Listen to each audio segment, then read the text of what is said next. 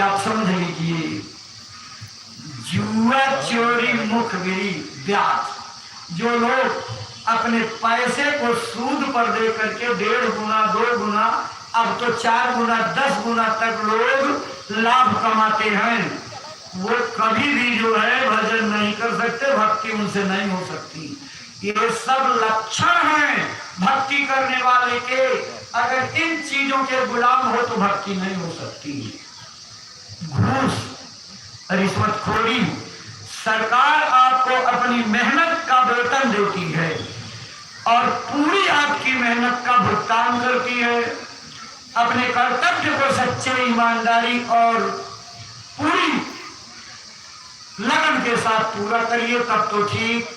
लेकिन अगर उसी नौकरी में वेतन के अलावा किसी का काम करने के लिए आप सुविधा शुल्क लेते हो, उससे आप कोई न कोई जो है उगाही करते हो, ये घूस कहा जाता है। इस रिश्वतखोरी को करने वाले कभी भजन नहीं कर सकते, ना उनकी भक्ति पूरी होगी।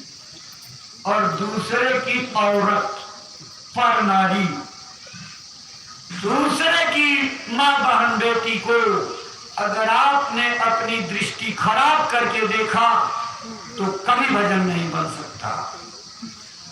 अच्छी नजर से देखो, अपनी मां बहन की तरह से देखो, अपनी और पराई मां बहन बेटी में कोई फर्क ना दिखे, समता की दृष्टि रहे, भजन बहुत तेजी बनेगा।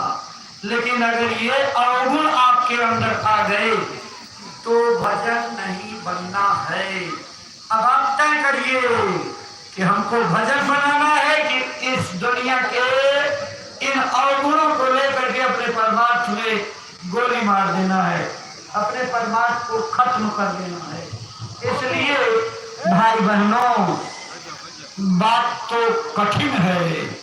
अगर परमार्थ कमाना चाहते हो तो आपको पक्का निर्णय लेना पड़ेगा, इन चीजों से परहेज करना पड़ेगा। आप सत्संगी हो, सत्संगी ना कहते तो सब लोग हो, लेकिन कितना सत्संगी हो ये बात बाद में समझ में आएगी।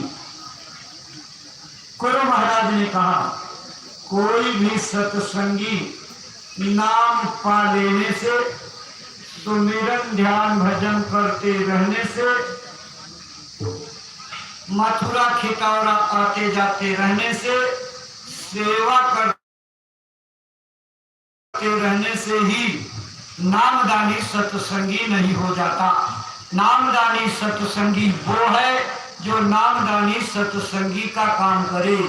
नामदानी सत्संगी के काम क्या है? पहले नंबर पर गुरु के आदेश को बजाने की पूरी तरह से मनसा बना लेना और हर आदेश का पालन करना। ये नहीं कि 2 आदेश मनमाफिक पालन करेंगे, 98 आदेश की अवहेलना, कभी भजन नहीं कर सकती, कभी गुरु की सेवा सफल नहीं होगी। मन की सेवा करते हुए मन के स्थान पर अधोगति में चले जाओगे, उद्धार नहीं होगा, कल्याण नहीं होगा, जीवात्मा जगेगी नहीं, गुरु की दया अंदर में आपके आएगी नहीं, क्योंकि आपका बर्तन कूड़े कचरे से भरा हुआ है। कूड़े कचरे में गुरु की दया नहीं पड़ती है। गुरु जब तक परख नहीं लेते कि तेरा बर्तन साफ हुआ कि नहीं, तब तक गुरु की दया बर्तन में डलेगी ही नहीं। आएगी लौट जाएगी, आएगी टंकार मारेगी लौट जाएगी। गुरु पूरी तरह से पक्के जानकार होते हैं। जब तक दया लेने वाला दया का अधिकारी नहीं मिलेगा, दया मिली उसको संभालने के काबिल उसके अंदर गुण नहीं रहेंगे, तब तक दया रुकेगी नहीं, बर्तन में आएगी नहीं, खाली के खाली रहोगे। ये दिखावे का काम नहीं है, गुरु भक्ति दिखावे का काम नहीं है। अपनी बोली बाणी, आचार व्यवहार, नम्रता और अपने दुनिया का जो है चाल चलन, ये ठीक करने का मार्ग है। इसलिए जब ठीक करोगे तब कुछ अंदर में मिलेगा। इसलिए